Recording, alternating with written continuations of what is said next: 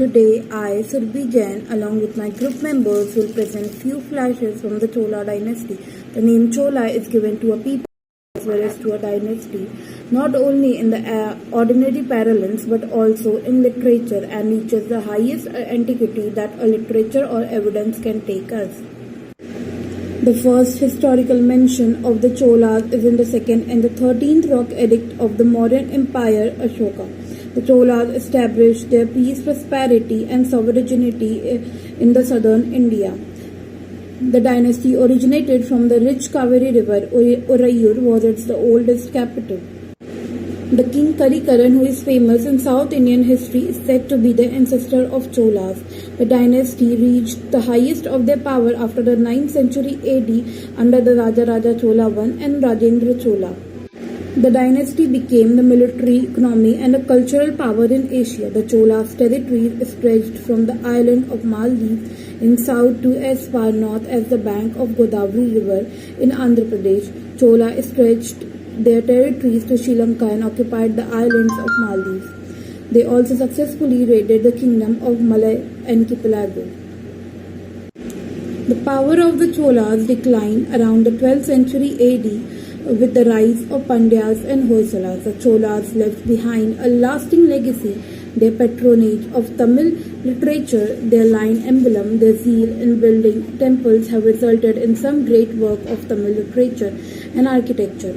Apart from their political history and their contribution in art and architecture, they even established an efficient administration system and enhanced their maritime trade with China and with several other countries. The whole empire was divided into mandals. Thus, the Chola and their region marked a remarkable period and symbolizes not only a period of rapid advancement but also a magnificent time to look back and learn. So, in this presentation, we will have elaborative discussion of Chola administration. But before moving on to the administration, let's have a glimpse of its political history.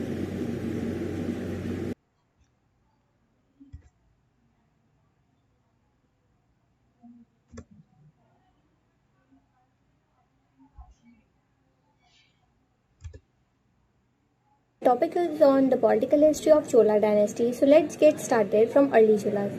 Early Cholas are mentioned in Sangam literature about their kings and their capitals. Kings such as Karikal, Perenikilli and Konchingnan Chola. And talking about the capital, these are Urayur and Kaveri Patna. Imperial Cholas, the founder of Imperial Cholas are Vijayalaya Chol from 898 to 891 AD. He have got a great opportunity and defeated Pandyas and captured the capital Tanjore and also conquered Murthyar from Murthyar dynasty.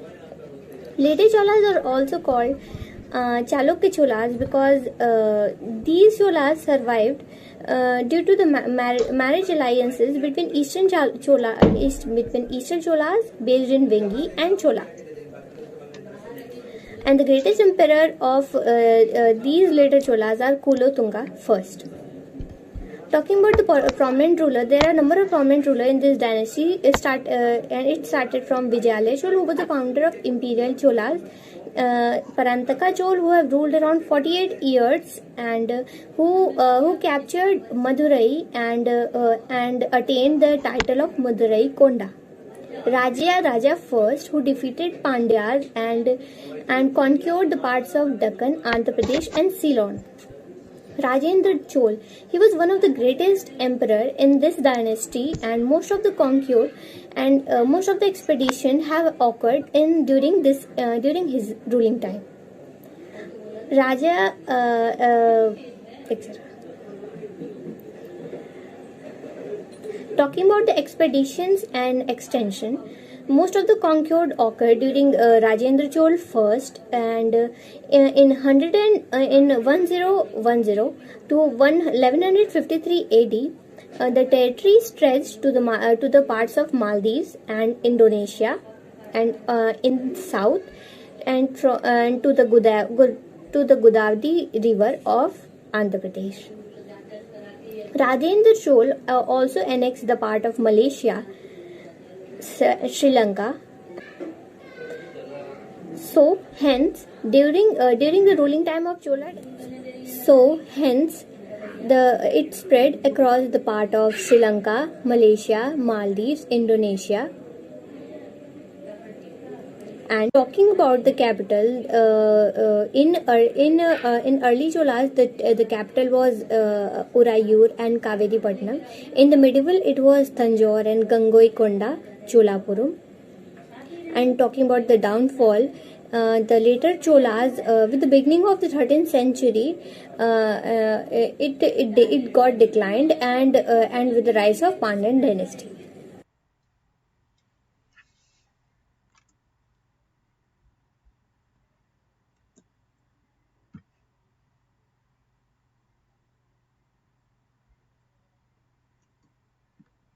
Topic है चोला administration. Maurya सम्राट अशोक के 13वें शिलालेख से चोल साम्राज्य का दक्षिण भारत में स्थापित होने का प्रमाण मिलता है। 10वीं से 11वीं शताब्दी के मध्य चोल प्रशासन एक शक्तिशाली प्रशासन के रूप में स्थापित हुआ था। शक्तिशाली प्रशासन होने के साथ साथ कला और संस्कृति में भी इनका अतुलनीय योगदान रहा है। चोल प्रशासन को 3 भागों में विभाजित किया गया है: केंद्रीय प्रशासन, प्रांतीय प्रशासन और ग्राम प्रशासन। केंद्रीय प्रशासन, चोल साम्राज्य का प्रशासन राजतंत्रात्मक रहा है। यहाँ के राजा प्रशासन का केंद्र बिंदु माने जाते हैं। यहाँ के उत्तराधिकारियों में भी राजपद के लिए अक्सर संघर्ष होते रहते हैं। आमतौर पर ज्येष्ठ पुत्र को ही राजा घोषित किया जाता है। परामर्शदात्री परिषद, यह परिषद राजा को सलाह देने, राजप्रसाद की व्यवस्था और साम्राज्य के अलग अलग विभागों की देखरेख के लिए कुछ पदाधिकारियों की नियुक्ति की जाती थी। ओले या अवलब, ये पदाधिकारी राजा के प्रशासनिक कार्यों को पूर्ण करने के लिए होते थे। राजा के मुख्य सचिव के रूप में औलय नायगक्ष नामक पदाधिकारियों को रखा जाता था। पेरुंदरम चोल प्रशासन के उच्च पदाधिकारी होते थे। शेरुंदरम निम्न कोटि के राजकीय अधिकारियों को कहा जाता था। कांकड़ियों, यह चोल अभिलेखों के लेख विभाग में केंद्रीय प्रशासन द्वारा नियुक्त अधिकारी होते थे। दूसरा टॉपिक है प्रांतीय प्रशासन। चोल साम्राज्य के संपूर्ण साम्राज्य की सुविधा के लिए उन्हें मंडलों में विभाजित कर दिया गया था। इन मंडलों की संख्या 8 थी। मंडलों की देखरेख आमतौर पर राजकुमार या उनके लिए एक उच्च अधिकारियों की नियुक्ति की जाती थी। यह मंडल ग्राम प्रशासन तक व्यवस्थाएं पहुंचाने के लिए सुविधा के रूप में कार्य करती थी। प्रत्येक मंडल को कोट्टम में विभाजित किया गया था। यह एक बड़ा भू क्षेत्र होता था। प्रत्येक कोट्टमों को नाडुओं में विभाजित किया गया था, जिन्हें जनपद भी कहते हैं। प्रत्येक जनपद को कोर्रम में विभाजित किया गया था। इन्हें ग्राम समूह के नाम से जाना जाता है। चोल प्रशासन में सबसे महत्वपूर्ण स्थानीय प्रशासन, जिसे ग्राम्य प्रशासन कहा जाता था। स्थानीय समस्याओं के समाधान हेतु यहाँ समिति का गठन होता था, जिसे वरीयम कहा जाता था। इन समितियों के माध्यम से सामाजिक, आर्थिक, राजनैतिक कार्यों की देखरेख होती थी। गांवों में सिंचाई, कृषि और गांवों के विकास की व्यवस्था करना इन समितियों का काम था। वरीयम समिति के माध्यम से ही उपवन और कृषि समिति का भी गठन किया जाता था। चोल अभिलेखों से 3 प्रकार की सभाओं की जानकारी मिलती है। पहला है उर। यह सभा गांव और नगर दोनों में प्रचलित थी और की जाती थी। दूसरा है सभा। यह सभा ब्राह्मण बस्तियों के लिए बनाई गई थी। इनके सदस्यों को पेरुक्कलम कहा जाता था। नगरम, चोल अभिलेख में नगरम नगरम का कार्य नगरों या व्यापारिक केंद्रों की सभाओं के लिए सभाएं करना और व्यवस्था की देखरेख करना माना जाता है। धन्यवाद।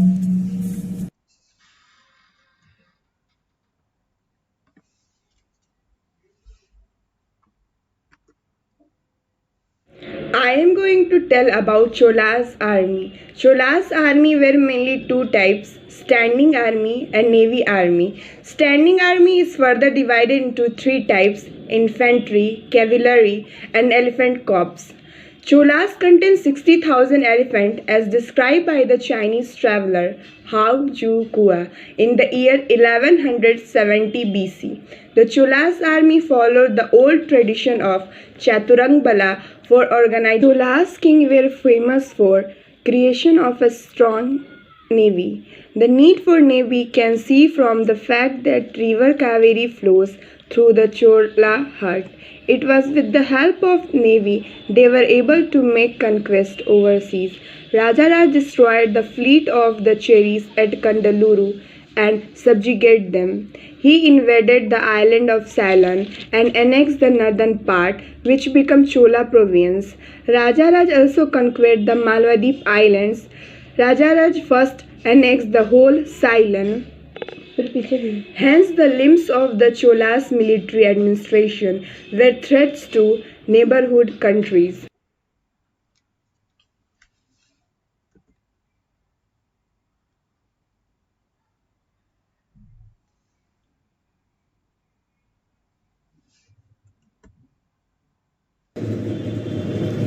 कर विधि, राजस्व व्यवस्था। चोल प्रशासन में सभा समितियों के माध्यम से राजस्व व्यवस्था को चलाती थी। इन समितियों का कार्य भूमि का वर्गीकरण करना, करों के दरों का निर्धारण करना एवं करों में छूट इत्यादि तय करना था। चोल प्रशासन में कर का प्रमुख साधन भूमि कर था। उत्पादन का 1/3 भाग राजस्व के रूप में वसूला जाता था। उपज के अनुसार समय समय पर करों का पुनर्निर्धारण किया जाता था। चोल प्रशासन में कर अत्यंत अधिक तथा हर चीज़ों पर था। रायदाली, सीमा शुल्क, व्यवसाय, पैसे, खानों, आवासों, जंगलों के उत्पादनों के अतिरिक्त नमक एवं विवाह समारोह इत्यादि तक पर भी कर लगे हुए थे। निकटवर्ती क्षेत्रों के लूटमार से भी जो आय प्राप्त होते थे वह चोल साम्राज्य के राजस्व का साधन था। अभिलेखों में करों एवं शुल्क के लिए हरि, वरी, मरुपांडु एवं दंडम जैसे शब्द प्रयोग किए गए हैं।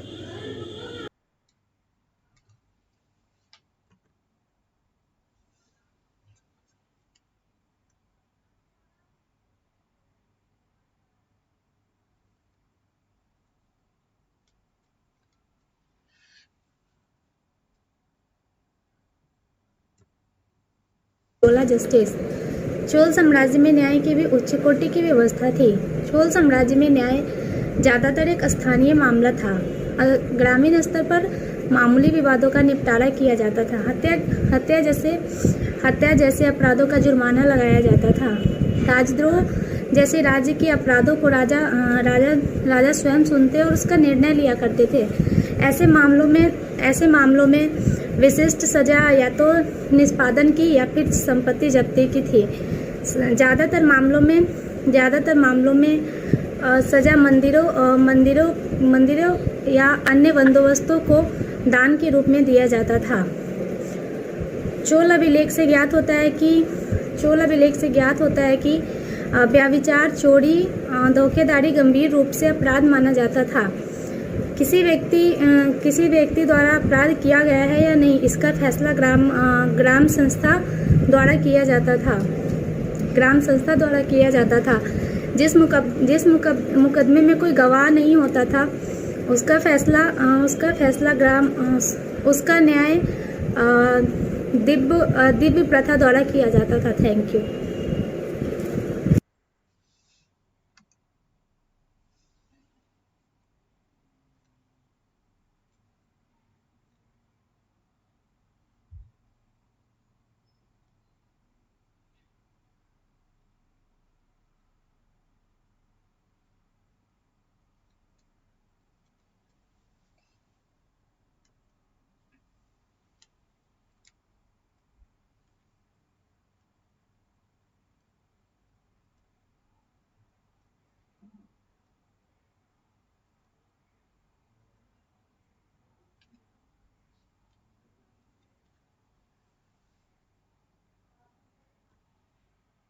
Mode of election and lot system. Vaikuntha Perumal मंदिर के उत्तर मेरुर अभिलेख से समिति के सदस्यों के निर्वाचन के संबंध में कुछ जानकारी मिलती है, जिसके अनुसार निर्वाचन प्रक्रिया के लिए प्रत्येक ग्राम को 30 वार्डों में बांटा गया था। ग्राम के लोग जो 35 से 70 वर्ष की आयु के थे, 1/4 वेली जमीन थी, स्वयं का घर था, वे तथा शास्त्रों के ज्ञाता थे, वे ही समिति के सदस्य निर्वाचित हो सकते थे। अपराधी और चरित्रहीन व्यक्ति समिति का सदस्य नहीं बन सकता था। ग्राम के प्रत्येक पुरोहित सभा में उपस्थित होते थे। प्रत्येक व्यक्ति का चुनाव लॉटरी डालकर अथवा कुड़वैले पद्धति द्वारा किया जाता था। प्रत्येक उम्मीदवार का नाम अलग अलग ताड़ पत्रों पर लिखकर मिट्टी के बर्तन में रख दिया जाता था। तत्पश्चात किसी अबोध बालक द्वारा पत्र निकलवाया जाता था। पत्र पर जिस व्यक्ति का नाम होता था वो समिति का सदस्य निर्वाचित हो जाता था। इसी प्रकार कुल 30 सदस्य चुने जाते थे, जिनमें से 12 को वार्षिक समिति, 12 को उद्यान समिति और 6 को तटाक समिति के अंतर्गत रखा जाता था। और सदस्यों को 1 वर्ष के लिए चुना जाता था। यदि कोई सदस्य किसी अपराध का दोषी होता था तो उसे तत्काल पदच्युत कर दिया जाता था। 1 वर्ष पश्चात पुनः मतदान होता था। 6 सदस्य स्वर्ण समिति और पंच वॉरियम के लिए चुने जाते थे। इसके अतिरिक्त एक अन्य समिति होती थी जिन्हें संवत्सर वॉरियम कहा जाता था, जिसका कार्य था सभी समितियों के कार्यों की देखरेख करना। Thank you.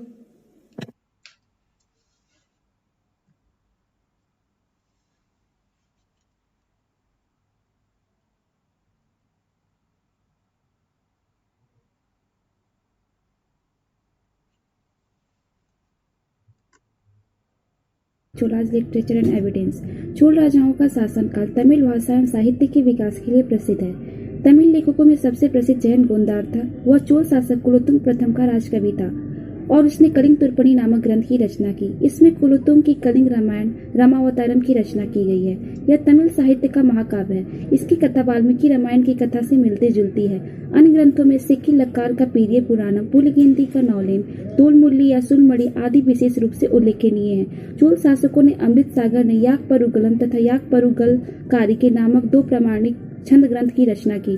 बुद्धमुत प्रमुख कृतिवीर सोलियम है।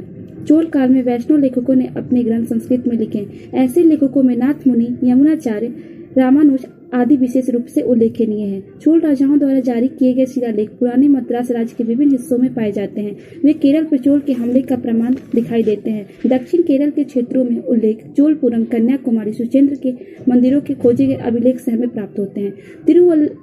तिरुवल्लीथालम शिलालेख से आदित्य चोलन और अष्टामनुखी के बीच की मित्रता का पता चलता है।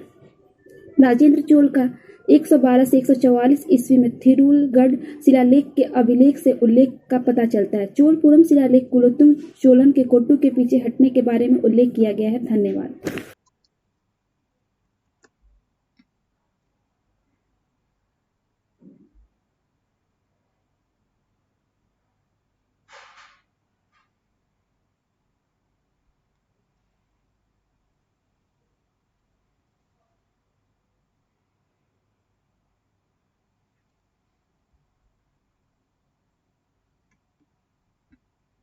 साम्राज्य के तहत ट्रेड एंड वाणिज्य का विकास। इंपीरियल चोलों ने सभी सामरिक रूप से महत्वपूर्ण समुद्र तटों पर नियंत्रण हासिल कर अपनी समुद्री ताकत को बढ़ाने की कोशिश की। उन्होंने भारत के दक्षिण पश्चिमी तट और लगभग पूरे भारतीय पूर्वीय तट गंगा के मुहाने पर कब्जा कर लिया। उन्होंने मालदीव, श्रीलंका और अंडमान को भी जब्त। उस बंदरगाह शहर से चोल व्यापारियों ने वाणिज्यिक वस्तुओं का निर्यात एवं आयात। 9वीं शताब्दी के अंत में चोलों को पूर्वी और पश्चिमी तट दोनों के नियंत्रण बेंच का लाभ मिला था। मलाया के श्रीविजय और बगदाद के अब्बासिद कैलिपेटे के चीन का तांग राजवंश उनका प्रमुख व्यापारिक भागीदार। चीन उनका प्रमुख व्यापारिक साझेदार था और उसके पास व्यापारिक गिल्ड था जिसे राजा से अनुमोदन की आवश्यकता और इस तरह के कैंप लोगन को लागू करने के लिए सीमा शुल्क विभाग से लाइसेंस की आवश्यकता थी, जबकि मसालों, कपास और रत्नों को चीन भेज दिया गया था। बदले में उन्हें वहां से धूप, लोहा और रेशम मिला। सोंग राजवंश की अवधि के दौरान चोलों के एक दूत ने 1077 ईस्वी में उनके न्यायालय का दौर किया। जो कि कुलोथुंगा चोल के समय के अधिकांश रिकॉर्ड के अनुसार चोलों को मसालों एवं कांच के लेखों के बदले में कॉपर कॉलन मिलते। यह चोल के साथ एक पारस्परिक रूप से लाभप्रद सहयोग था।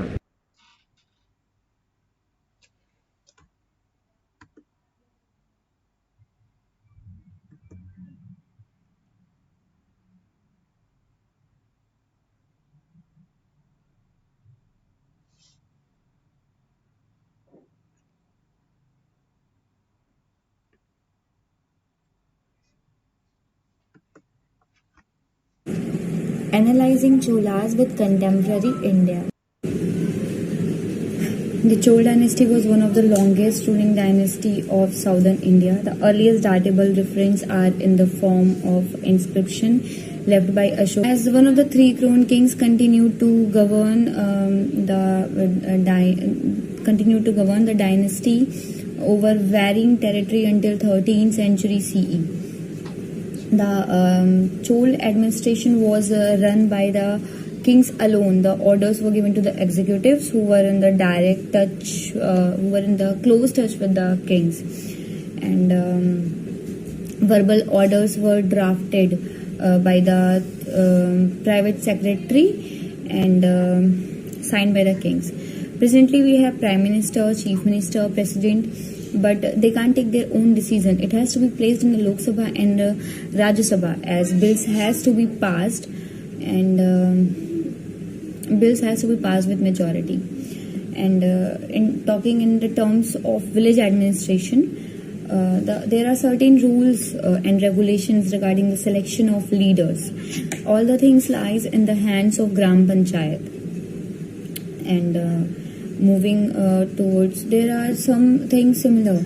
There are some similarities between Chol administration and contemporary world. Like at that time, Chol administration was divided in mandalams, Valnadu and Nadus, and currently states are divided in villages, blocks, districts. And the Chol Empire was divided in mandalams, Valnadu and Nadus. Chol naval base was quite strong as they maintained their strategy in import and export also, and played prominent role in that, and international trade also. So if we can say that Chol dynasty was the era of golden age.